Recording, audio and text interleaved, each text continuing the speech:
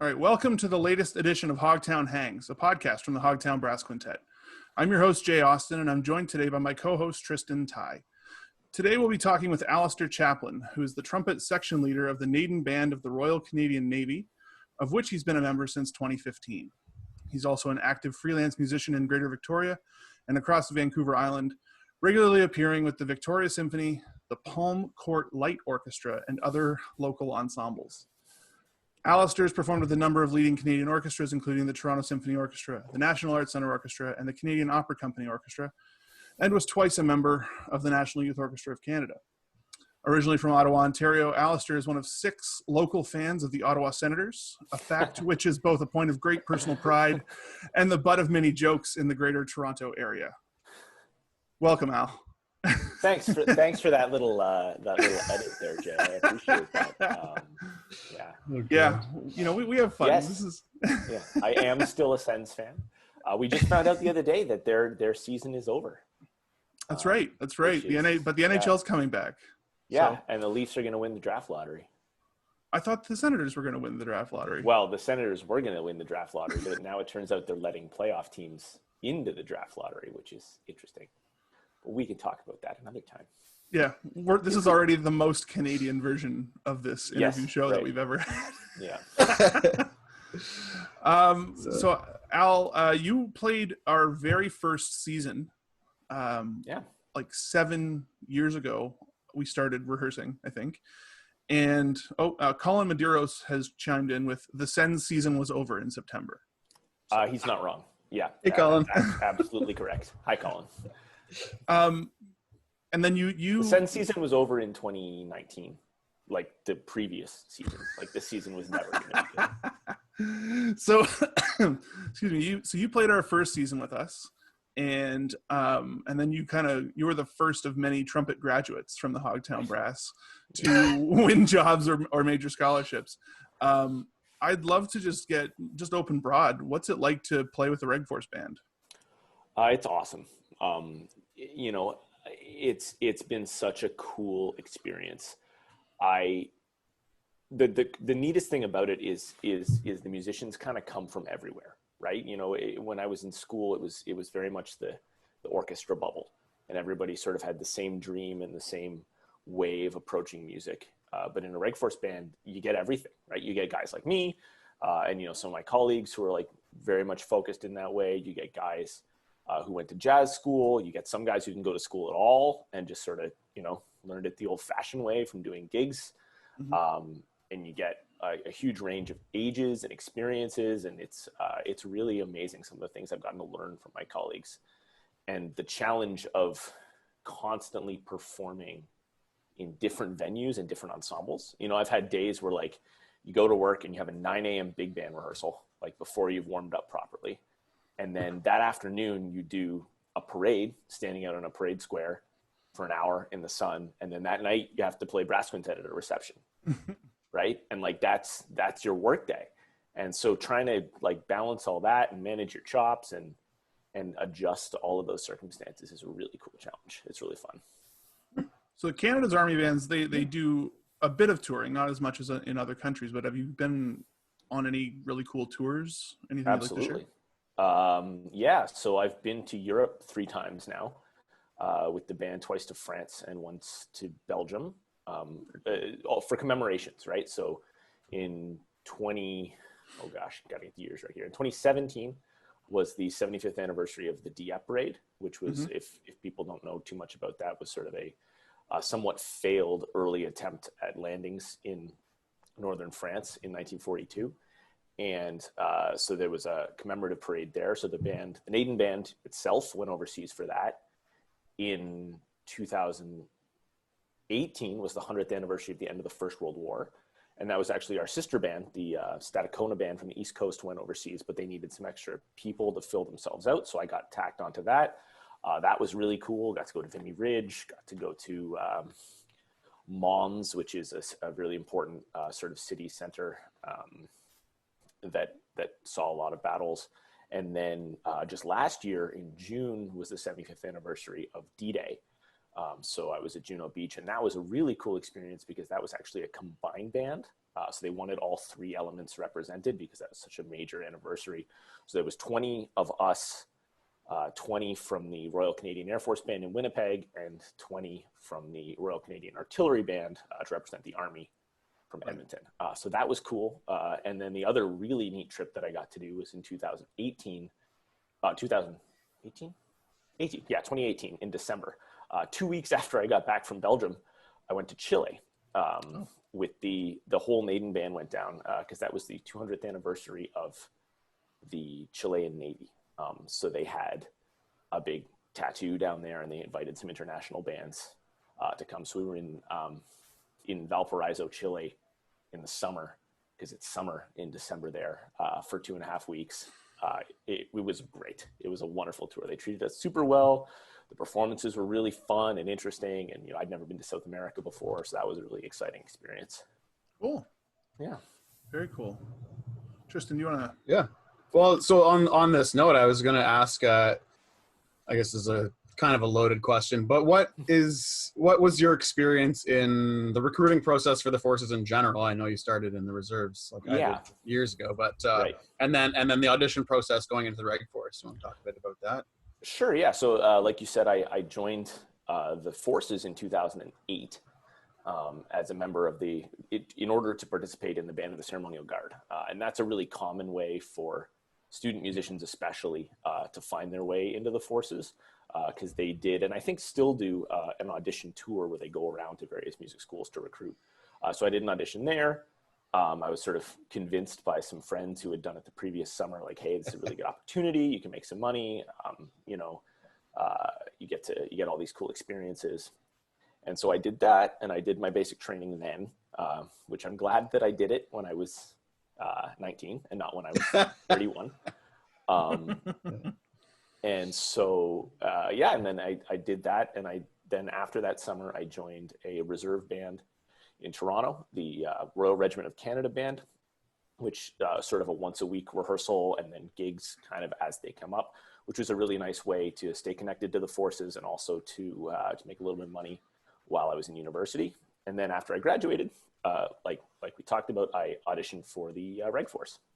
And so the Reg Force audition process has changed a number of times and isn't exactly the same now as it was when I did it. But when I did it, the process was you sent a tape. They'd sort of announce, we have an opening for trumpet, and you send in a recording to the music center of sort of pieces of your choice. So I played a couple different things. I played the Artunian, I played a little bit of piccolo trumpet.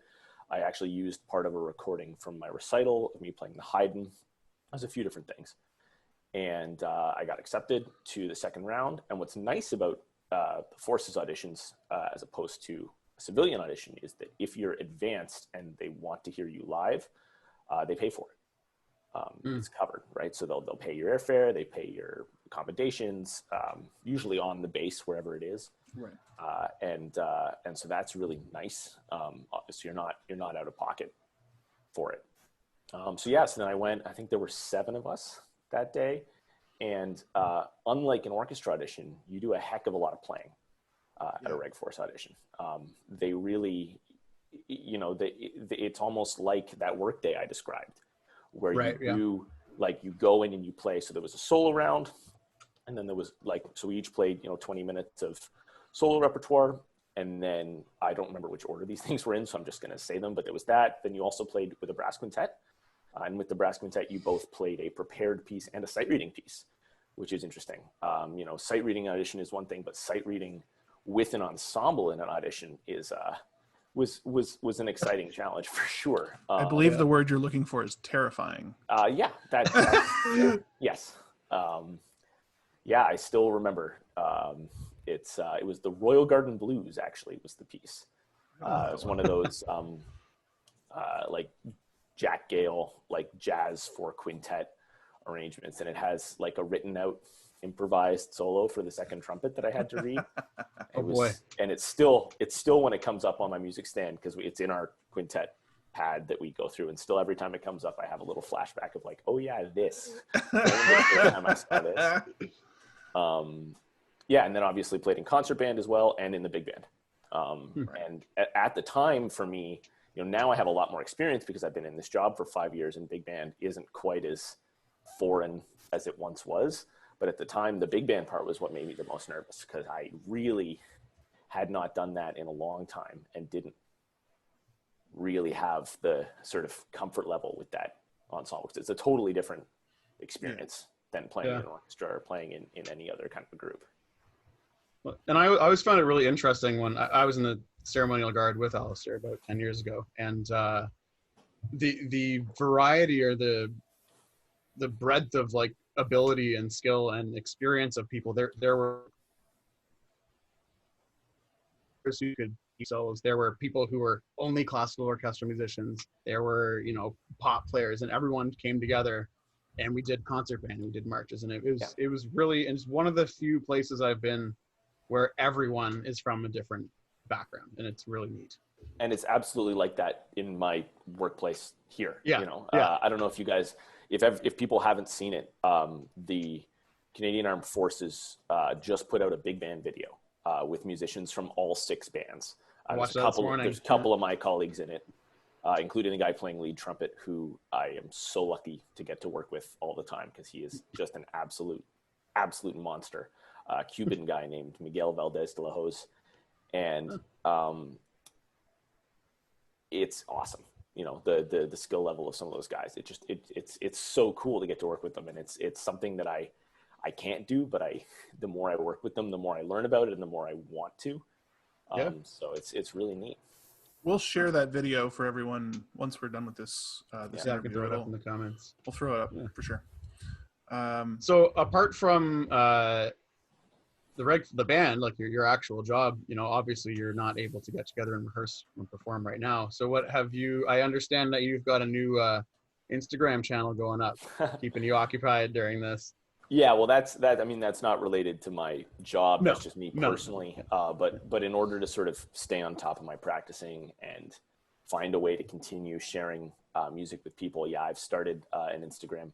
I was never really one to share a lot of my playing online, mostly just from a place of, what will people think, and, not wanting to be that guy who's like constantly showing off, or the opposite, not wanting to put something up that gives a bad impression. But in this case, like, I don't get to play for people ever. And I'll confess that I was having an issue with like practice motivation decreasing, right? It's like, well, I don't know when the next time I'm going to perform in public is live, but it could be a while. Right. Yeah. And, especially from some of the information that is coming out now about, that kind of thing. For example, I don't know if you guys saw on the news, the symphony here has canceled their 2020-21 season. Yeah. And they're the first orchestra in Canada to do that. So that sort of gives an idea that, it could be a really long time before we get to do this live again. It's going to be, I'm endlessly fascinated with how the orchestra world is, or the performing arts world really is going to adapt through all of this, right? And it's funny listening to you talk about not wanting to put parts of yourself up online as far as like playing stuff, right? The part of this that I would love to see change coming out of the other side of this is that it's something that I think athletics actually has over music, in a sense, where they're very supportive of each other and they kind of coach each other along. And when you see like Jose Bautista putting up a video on Instagram of him taking batting practice, like there's 50 players that are in the comments. Whereas with classical music, it seems like it is very competitive, and sometimes the biggest competition is with yourself to force yourself to hit that publish button. Yeah. But to hopefully, we create a really supportive network for each other, because we've all survived. We'll have all gone through this and come out the other end, with better skills and better abilities to create things instead of waiting for someone to give us permission. And on that sort of that community support note, I think, Alastair, I guess you were inspired by, I've seen several other of the brass players I follow, and all instruments are doing something that we're calling the 100 days of practice challenge. And that's regardless of whether you want to or not, you're getting up and you're doing it every day. You're holding yourself accountable. And I think it's really just like authentic to be able to watch people practice. And like I've seen, pros in major orchestras saying I'm having an off day, and you can even hear it, and they just doesn't matter. This is what I do day to day, and it's great for everyone to be a part of that experience. Yeah, and that honesty is part of it too. I'll confess that there's more than one take of everything that goes up. You know what I mean? Yeah. And that's probably. But I'm trying not to be too picky, right? And trying to, there's a couple of things I posted where do they have cacks in them? You know what I mean? Or notes that aren't in tune or whatever, because it's not an album, right? It's a practice log. And that's hard to get past, right? Like we really want, especially when it's a recording, you want it to be perfect, because you know that you had theoretically as many tries as possible. And you know that the people listening also know that you had as many tries as possible, right? So like when I'm listening to a recording, you almost judge it differently than you would listening to a live performance. Because if someone misses a note in a live performance, it's like, okay, well, life happens. We're brass players, right? If you hear a missed note on a recording, it's like, oh, they weren't able to get a take without a cack in it, right? Yeah. And that's a very different, and it's, you don't want to judge like that, but that's human nature, right? That's how you think about it. Well, it's interesting too, because I find myself, this is a callback to our first one of these with Dylan Maddox, but I mean, I don't look at my practicing the same way anymore. I mean, I don't feel like spending an extra half hour on fundamentals takes away from my preparation for the next gig. So theoretically speaking, I mean, we could all come out of this a whole lot stronger, because we haven't, we don't have a stack of music on our stands to get ready for, or the next quintet show to build a set for, and then get to work. Or to save chops for. Exactly. Yeah. So, I mean, it gives us all a chance to really like not feel guilty or not feel up against the clock. I mean, our teachers have talked to us for years, and we've probably talked to our students about pacing and slow practice and having the patience that it will come. And I mean, now we all have an opportunity, whether we wanted it or not, to practice what we preach. And that's absolutely true. I'd say I'm practicing fundamentals a lot more in the last couple of weeks than I have in the last few years when I've had this job.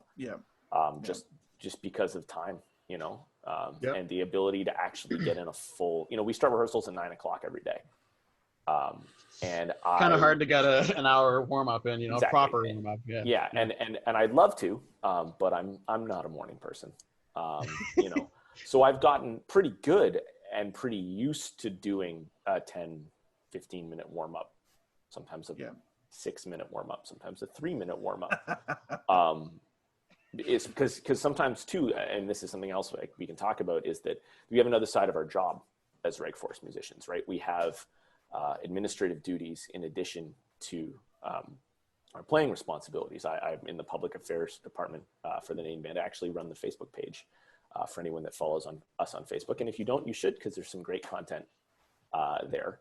Where would they find you on Facebook, Al? If you just search Naden Band of the Royal Canadian Navy, it'll come up.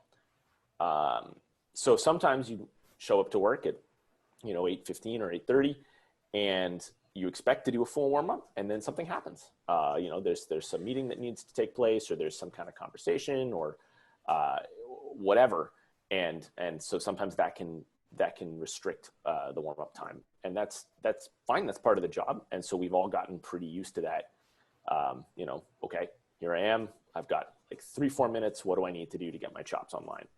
And that's cool to have that ability, but it's also been really cool to take an hour.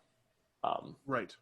Now that I have the time every day to do that, and sort of tear some things down and build them back up. I've been monkeying around with different mouthpieces and, trying different gear, and like have 2 different tuning slides for my C trumpet, and like, this kind of stuff that like. Do you have some heavy valve caps? I don't. No, I don't have those. Wipe that grin off your face, Jay. This is the most trumpet player conversation I think we've ever had. Hey man, make it easier for yourself. Oh, it's fine. It's good. Sorry, Al, I cut you off. That's okay. No. Yeah, that's what I was gonna say. It's really nice to really have that time to do a full warm up every day and to see what that's doing to my playing and how I can kind of apply that when I do go back to work, to apply the kinds of warm ups I've been doing. Cause I know I'm not going to have an hour. I wish I was enough of a morning person that I could show up at work at 7:30 for a 9 o'clock rehearsal and actually do a full hour of warm up in the morning. And I have colleagues who do that, and I'm impressed with them. But that's not me. Yeah. So, yeah. But So, if there are ways I could apply the things I've been learning and shrink them down, that would be great. Cool. So, I mean, as I mentioned, you were the first full other trumpet member of the Hogtown Brass. And we had our very, very first concert in a weird space, I think is the nicest way to say it. We played at the Junction Craft Brewery on Symes Road in Toronto in a room that maybe was built for 25, and I think we crammed 80 people into there. Yes. And we played three sets of 30 to 40 minutes of I think we played everything we knew. Yeah, it was a bit ambitious. For the record, if you're planning to do a concert, Colchester Fantasy and all of West Side Story and a whole bunch of jazz charts is not a great idea. That was a big blow. Yeah, that was a big blow. Probably the most successful self-presented concert we've ever put on, which meant that everything was downhill from that very first shot. But what's your, like, if you think back on the memories from that show, specifically that day, what do you think of, Al? Well, there are a couple things. The first one is that it was really cool to play with singers. Yeah. Because we had Maya and Alex, and that was neat. I'm not sure I've done anything quite like that, where it's just brass quintet and a solo singer. Mm-hmm. I might have done an O Canada like that somewhere along the line in the last couple of years, but it's not common. So that was really cool to kind of figure out that balance and to deal with that situation. The other thing was, that show came only a couple of weeks, I think, after I got this job and found out that I'd be moving away from Toronto and leaving the group. So there was a bit of an emotional side of it for me there, where it was like, oh yeah, this is probably the last real show I get to do with this quintet, and I've been having a lot of fun with you guys. I was excited, obviously, for my new career, but it certainly was something to think about during the show, and right. it lent a bit of a sort of an emotional weight to it. And also, it was just really fun. It was really nice to, we'd been doing all of those rehearsals in RJ's tiny apartment on top of the pizza place. Oh yeah. Which was not good for my health. Yeah. Two greasy slices of pizza every rehearsal. Anytime we decided to take a break, it was like we just kind of look at each other and go, 2 for 1? Yep. Okay. Yeah. Yeah. Exactly. So to see that all kind of come together into like a really big show like that it was really cool.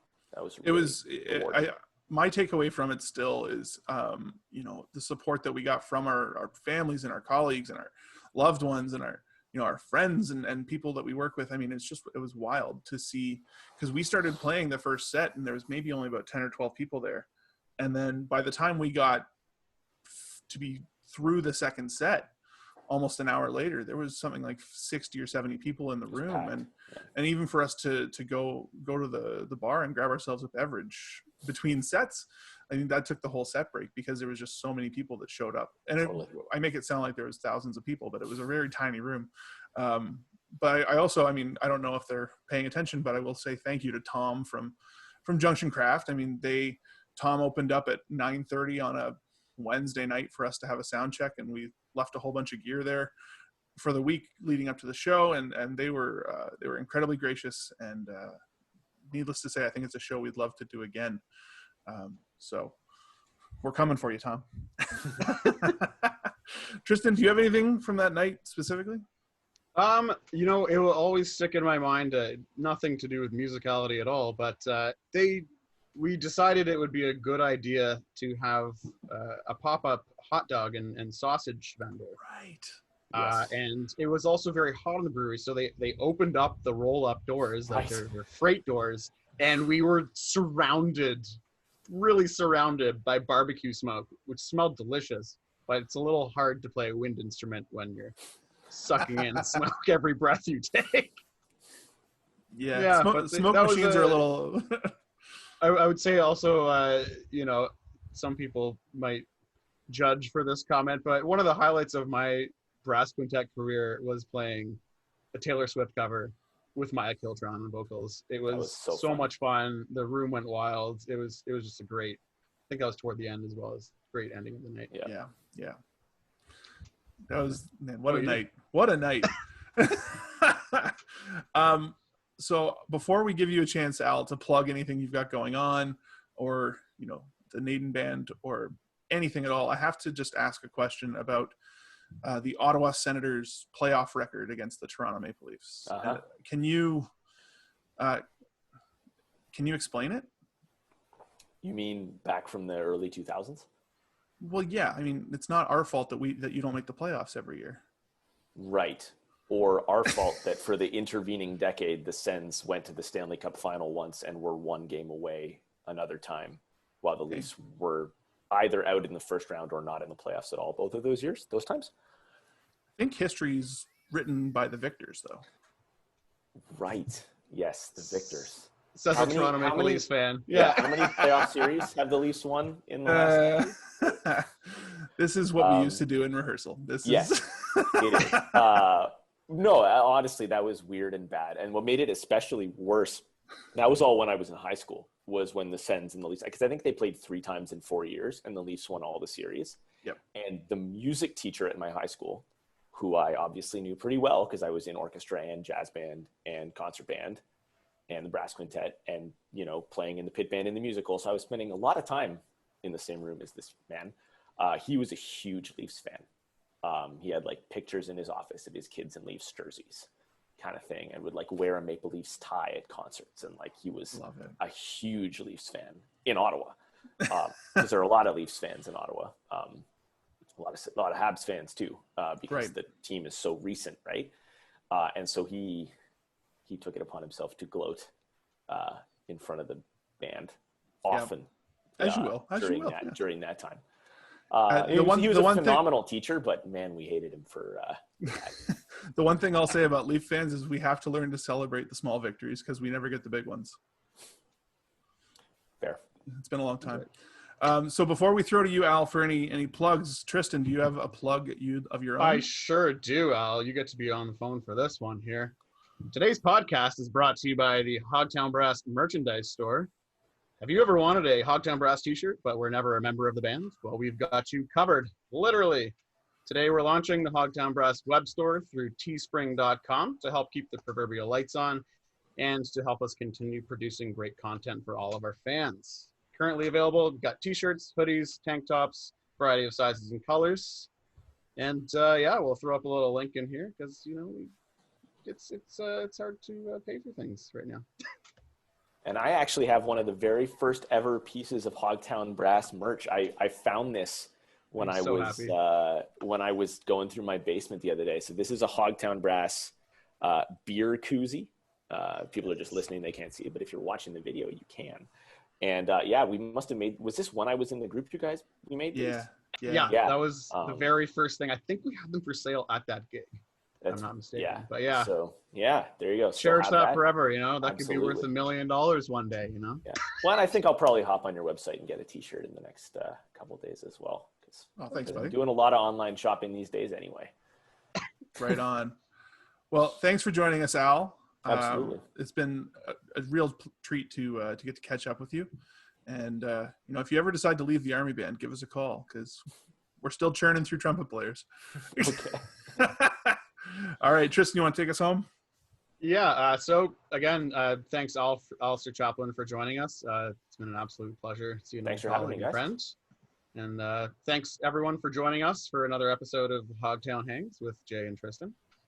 Join us next time when we talk with Aaron Weidman-Probst, Music Department Head at Sir John A. Macdonald Secondary School in Kitchener-Waterloo, Ontario.